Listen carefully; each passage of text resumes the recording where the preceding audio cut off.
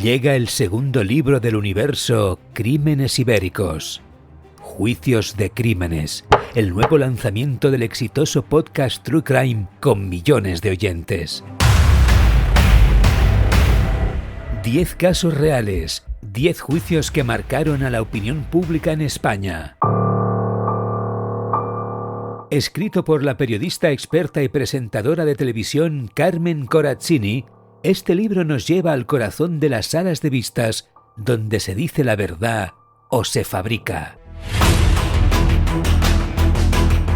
¿Cómo actuaron los jueces? ¿Qué pruebas lo cambiaron todo? ¿Hubo justicia o solo un veredicto? Una mirada única a cómo se construyen los relatos judiciales de los crímenes más impactantes de nuestra historia reciente. Disponible ya en Amazon y en las principales librerías. Coordinado por el equipo de Crímenes Ibéricos. Llega el libro Juicios de Crímenes. Si escuchaste el crimen, espera a ver cómo se dictó sentencia.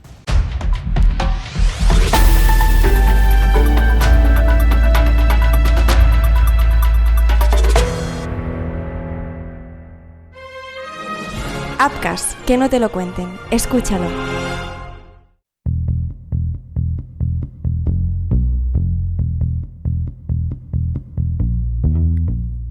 El hallazgo fue tan inesperado como perturbador. La policía había accedido a una galería tapiada bajo el castillo de Montjuïc, oculta tras una trampilla de hierro corroída por el salitre y el tiempo. Allí, en una sala sin ventilación, rodeada de piedra antigua y humedad rancia, yacía el cuerpo de una joven. Tenía 24 años. Se llamaba Clara Requena. Estaba tendida boca arriba sobre el suelo de tierra, con los brazos extendidos en cruz. Llevaba los ojos vendados con una tela blanca y ajada. A su alrededor, 8 velas negras apagadas, colocadas en círculo perfecto. Sobre su pecho, una figura de madera toscamente tallada, un rostro sin rasgos, sin boca, sin ojos, como un eco de ella misma, despojado de identidad. No había signos de violencia, ningún corte, ninguna herida visible. La autopsia preliminar apuntaba a asfixia, pero no por estrangulamiento. Su tráquea estaba intacta. Parecía más bien una falta de oxígeno inducida, como si hubiera respirado algo que no debía, o como si alguien hubiera sellado su último aliento sin tocarla.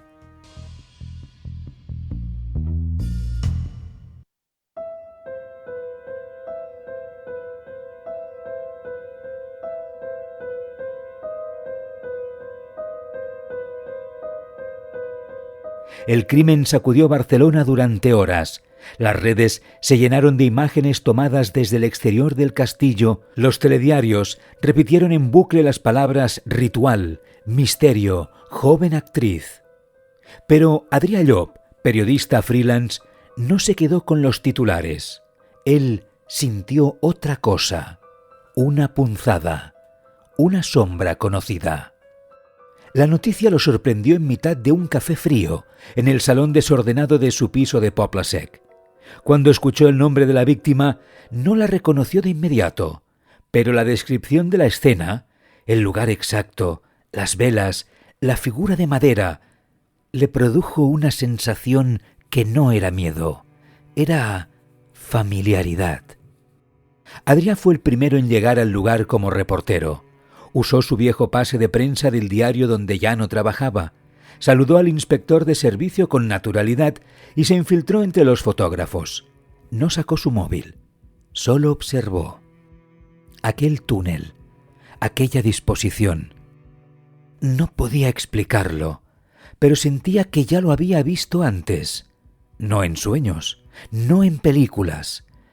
En algún rincón concreto de su memoria, uno que, hasta entonces, había preferido no abrir. Esa noche, al llegar a casa, encontró algo en su buzón. No había sobre, solo una hoja doblada en 4, sin remitente, sin firma, escrito a bolígrafo azul con letra inclinada. Tú sabes lo que pasó en Montjuïc. aunque no lo recuerdes. Adrià se quedó un rato de pie en el recibidor, con la nota temblando entre los dedos, y por primera vez en años sintió que alguien lo estaba mirando desde muy cerca o desde muy dentro. El día siguiente amaneció con una niebla baja que cubría la ciudad como una manta húmeda. El cielo era una plancha gris sin dirección ni promesas. Adrià Llop se despertó antes de que sonara el despertador, empapado en sudor, con la imagen del túnel clavada en la cabeza como una astilla. No podía recordar el sueño, pero tenía la certeza de haber estado ahí dentro otra vez. Una sensación de encierro, de piedra sobre los pulmones. Pasó la mañana frente al ordenador cruzando datos, nombres, fechas. Visitó foros de estudiantes, archivos universitarios y finalmente dio con algo en la web de la Facultad de Comunicación. Una reseña olvidada sobre una asignatura optativa llamada Arte efímero y Performance ritual. El responsable del curso, el profesor Martí Casals, era una figura excéntrica, conocido en círculos académicos por sus propuestas provocadoras sobre la disolución del yo en el arte. Su perfil encajaba con lo que intuía sobre Clara. Ese semestre, el proyecto final tenía un título inquietante: La muerte del ego. La descripción oficial del ejercicio le erizó la piel. Los participantes deberán escenificar la desaparición simbólica del yo. Deberán diseñar una experiencia performativa que cuestione los límites de la identidad, utilizando elementos simbólicos, escenografía alternativa y espacios no convencionales. Se sugiere explorar nociones de sacrificio simbólico. Adrià volvió a repasar las fotografías del lugar del crimen. Las velas negras, la figura sobre el pecho, la posición del cuerpo. No era solo parecido, era exacto. La escena del crimen era la escenificación del proyecto. ¿Clara había intentado llevar la performance más allá? ¿Había muerto por accidente en su propia obra? ¿Alguien había utilizado su idea como coartada para un crimen premeditado?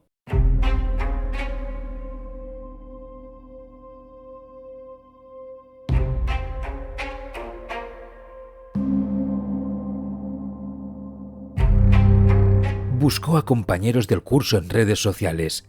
Tras varios intentos fallidos, 2 alumnas aceptaron hablar.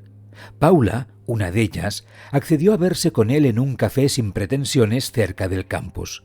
Llevaba gafas oscuras, aunque estaba nublado. Se sentó con rigidez, como si estar allí la expusiera a un peligro real. Clara era muy clara, dijo con una sonrisa tensa. Genial, sí, pero a veces daba miedo. No sabía parar. Para ella el arte no valía si no dolía. Y tenía esa forma suya de hablar como si todo ya estuviera escrito. ¿Sabías qué planeaba exactamente?, preguntó Adrià, intentando sonar neutral. Tenía una idea obsesiva. Decía que el ego debía desaparecer de verdad, que no bastaba con fingir, que había que entrar en un lugar donde una parte de ti no saliera. Me dijo que Montjuïc tenía energía de cementerio, que había visto una entrada en un mapa viejo. Me preguntó cómo podía llegar allí sin que nadie lo supiera. Yo no pensé que hablaba en serio. Adrià tomó nota en su libreta con una letra cada vez más temblorosa. Aquellas palabras le sonaban demasiado cercanas, como si las hubiera escuchado antes, o como si él mismo las hubiese dicho en otro tiempo, con otra voz. Al preguntarle si Clara había mencionado su nombre, Paula negó, pero algo en su silencio decía lo contrario. Volvió a casa caminando. La tarde se caía a trozos sobre la ciudad. El aire olía a humedad, a metal, a otoño anticipado. Subió las escaleras en vez de tomar el ascensor. Se preparó un café, pero no lo bebió. Se sentó en el sofá con el móvil en la mano, sin saber qué buscaba. Abrió la galería de fotos. Iba a enviar una imagen del lugar del hallazgo a su editor, cuando algo le detuvo. Una fotografía. tomada de noche, leve, desenfocada. Mostraba la entrada del túnel desde una perspectiva oblicua, como si la hubiera hecho a escondidas. En la esquina inferior aparecía la fecha, 4 días antes de que encontraran el cuerpo. Adrià se quedó inmóvil. El zumbido de la nevera parecía un alarido en el silencio. No recordaba haber estado allí. No recordaba haber hecho esa foto. No recordaba nada de esa noche. Revisó la ubicación. Montjuïc, confirmada. Revisó los mensajes, el historial de llamadas, el calendario, vacío. Como si ese día hubiese sido borrado por alguien o por él mismo. Apoyó la cabeza en las manos, sentía el corazón latiendo en la garganta y en algún rincón de su mente una voz que no era la suya susurró: «Tú ya estuviste allí y no era la primera vez».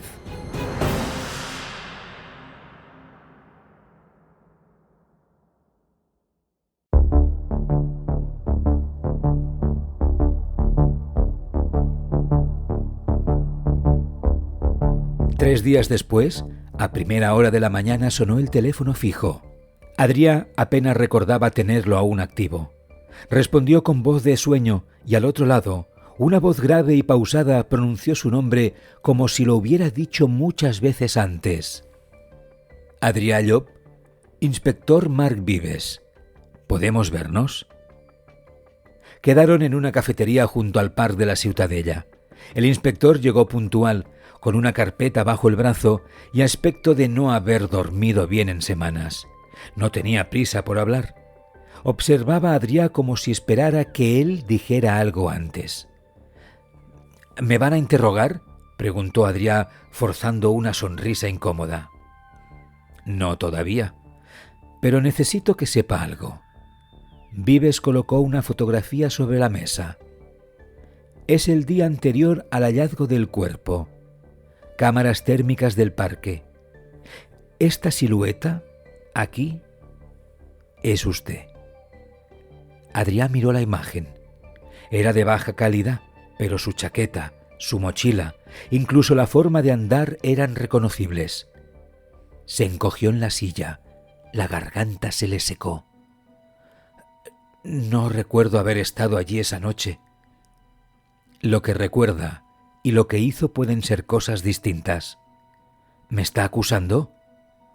Le estoy diciendo que algo no cuadra. Y que hay más. Abrió la carpeta. Hemos encontrado huellas suyas en una de las velas del lugar del crimen. Parciales, pero válidas. No en la base, en la cera. Como si la hubiera encendido o apagado. Adrià sintió que el mundo giraba levemente hacia la izquierda. Apoyó los codos en la mesa y se cubrió la cara con las manos. Lo estaban incriminando, o alguien lo estaba usando. ¿Pero quién? ¿Por qué? Marc Vives no lo interrumpió. Esperó.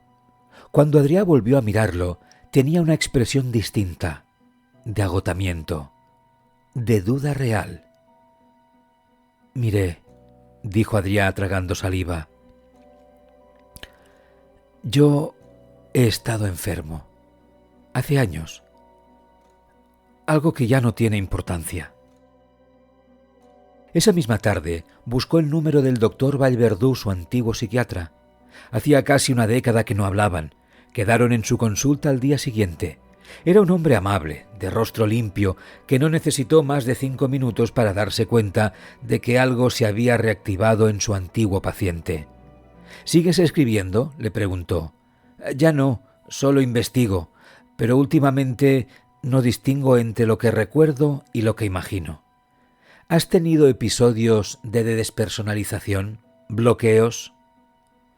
Creo que estuve en el lugar del crimen días antes, pero no sé por qué ni cómo llegué allí. Vallverdú revisó antiguas notas. Le recordó que durante los 20 Adrià participó en talleres de teatro experimental donde trabajaban la disociación emocional a través del cuerpo. Usaban máscaras, silencio, escenarios oscuros. Algunos ejercicios incluían la muerte simbólica del yo. Lo llamaban enterrarse desde dentro. «Tú eras muy bueno en eso», dijo el psiquiatra, «pero lo abandonaste porque empezaste a confundir la técnica con la vida real». Adrià salió de la consulta con la sensación de que acababa de abrir una puerta que llevaba demasiado tiempo cerrada, una que ahora no sabía cómo volver a cerrar. Y la nota volvió a él. No la tenía consigo, pero la recordaba con nitidez. «Tú sabes lo que pasó en Montjuïc, aunque no lo recuerdes».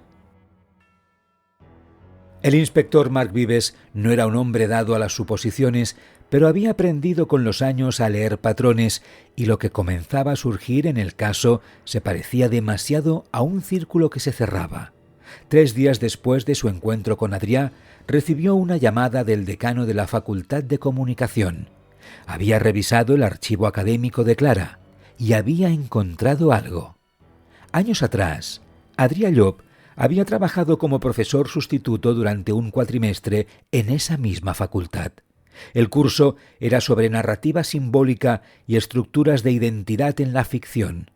Clara Requena, con 17 años recién cumplidos, había asistido a un seminario suyo. Según el registro, participó en una de sus sesiones más experimentales en la que se exploraba la construcción del yo narrativo a través de la ruptura de la cronología personal. Lo llamaban la línea partida. Adrià no lo recordaba.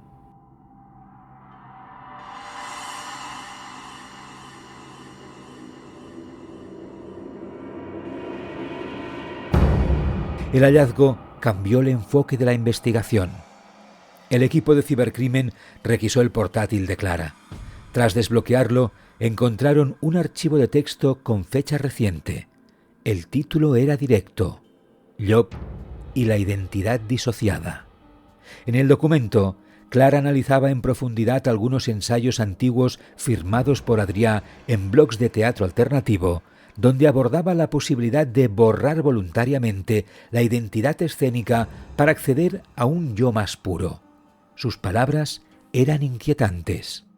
«No somos lo que recordamos, sino lo que decidimos olvidar. La verdadera catarsis solo se alcanza cuando el actor deja de interpretar y el yo abandona el escenario». Clara escribía con admiración, pero también con una especie de fijación. En su análisis sugería que Adrià no solo creía en la idea, la había vivido, que durante años desapareció de la escena pública como una forma deliberada de poner a prueba su teoría, y que ella quería replicar el experimento, no con otro actor, con él. El archivo incluía una propuesta performativa. Clara planeaba reencontrar a Adrià como parte final del ritual, llevándolo sin saberlo a participar. El montaje en Montjuïc era la culminación. En sus palabras: «Lo que empezó con él debe acabar con él. Será testigo, será espejo. Y si acepta, sin saber que acepta, habremos borrado la frontera entre autor y víctima». Cuando Adrià leyó el documento en presencia de Vives, se le quebró algo en la mirada. Las palabras de Clara lo golpeaban como si fueran suyas, como si se las leyera a sí mismo años después, sin haberlo escrito. Vives no dijo nada durante varios minutos. Solo al final murmuró: «¿Y ahora? ¿Sigue pensando que alguien lo incriminó? ¿O fue usted quien creó el guión?». Adrià no respondió. Pero en su interior, por primera vez, empezó a temer que la historia que investigaba no era una historia ajena, sino una que había empezado a escribir sin darse cuenta y que Clara había terminado por él. El informe forense definitivo llegó a manos del inspector Marc Vives 2 semanas después del hallazgo del cuerpo de Clara Requena. Había sido elaborado con rigurosidad y detalle. No presentaba signos de violencia directa. No había fracturas, ni heridas defensivas, ni contusiones externas. El análisis de sangre, sin embargo, reveló un descenso abrupto del nivel de oxígeno en los minutos previos a la muerte. La causa, una combinación de hiperventilación sostenida, pérdida de conciencia y asfixia involuntaria. El entorno, una cámara subterránea sin ventilación, aislada, cerrada, había sellado el destino de la joven. Clara se había quedado sin aire. Nadie la mató, nadie la socorrió, murió sola, en silencio. Pero no todo podía atribuirse a un accidente. Había preparación, había puesta en escena, había intención, demasiada. En el portátil de Clara, recuperado por la unidad de cibercrimen y analizado durante días por los técnicos, se descubrió un archivo de audio. Tenía fecha de grabación, la noche anterior a su muerte. En la grabación, la voz de Clara era clara, firme, serena. No parecía temorosa, tampoco entusiasta. Sonaba como si estuviera leyendo algo escrito mucho antes, como si aquel momento fuera simplemente la última línea de un plan largamente madurado. Lo haremos mañana, decía, pero él no lo sabe. Quiero que lo sienta sin saberlo. Quiero que su inconsciente recuerde todo. Quiero que vea, sin poder huir, que lo que me pasó empezó con él y terminará con él. El archivo era corto, apenas 1 minuto y medio, pero bastaba. Bastaba para entender que Clara no se dejó caer por azar en aquel túnel. Lo había elegido como escenario y había elegido a Adrià Llop como espectador, o, más aún, como partícipe involuntario. Durante la investigación se confirmó que Clara había asistido, siendo apenas una adolescente, a un taller intensivo de teatro experimental organizado por la universidad en el que Adrià Llop, entonces un joven autor y docente suplente, había dirigido varias sesiones centradas en la deconstrucción del yo, ejercicios de exposición emocional sin filtros, dinámicas de despersonalización, técnicas de catarsis escénica. Clara participó en ellas. Según sus compañeras, se mostró especialmente afectada durante una sesión en la que debían representarse a sí mismos en el momento más vulnerable de su vida. Nunca lo denunció, nunca lo mencionó públicamente, pero el impacto fue real y persistente. Años después, Clara había leído los textos de Adrià, había seguido sus pasos como escritor, había archivado sus ensayos sobre identidad, ficción y memoria. Había tejido, palabra a palabra, un plan donde la experiencia personal se convertía en pieza artística, en venganza simbólica, en eco de una herida no cerrada. La idea de Clara era sencilla y a la vez escalofriante: reproducir el marco de aquel primer taller, pero esta vez con las reglas invertidas. Ella sería la directora, Adrià el testigo, pero sin saberlo. Lo quería dentro del relato, sin margen de actuación. Lo quería viendo el acto final sin entender que ya lo había vivido, aunque fuera desde el otro lado. Creía poder controlarlo todo: el espacio, la duración, la reacción. Creyó que podría levantarse cuando todo acabara, que bastaría con abrir los ojos, quitarse la venda y salir. No fue así. El oxígeno se agotó. El cuerpo cayó rendido. Nadie vino.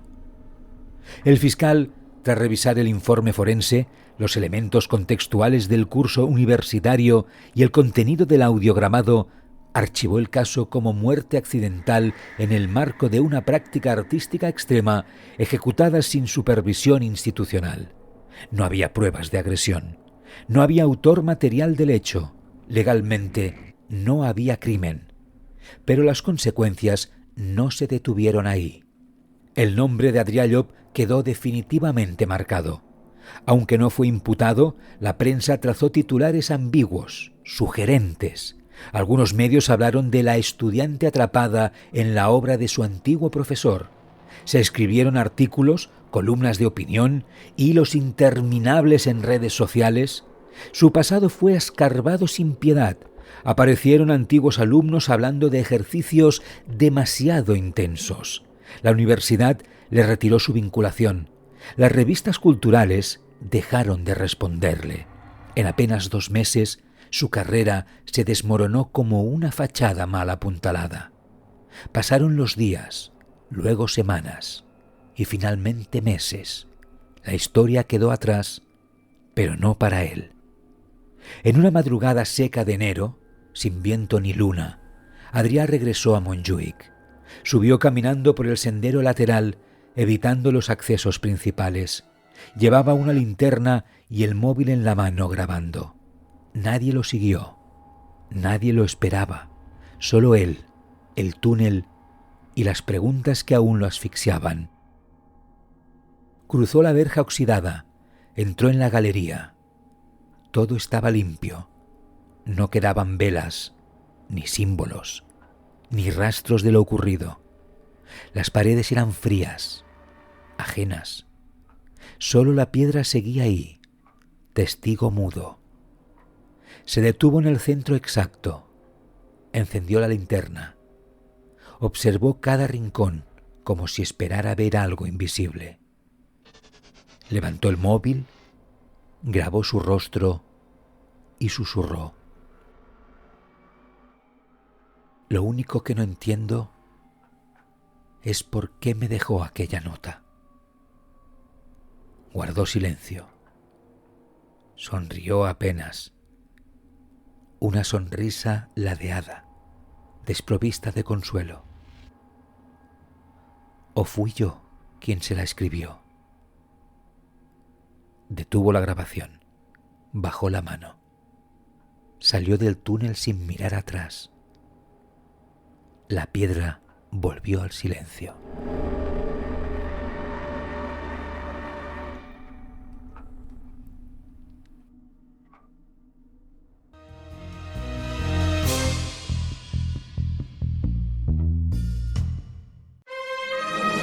Apcas, que no te lo cuenten. Escúchalo.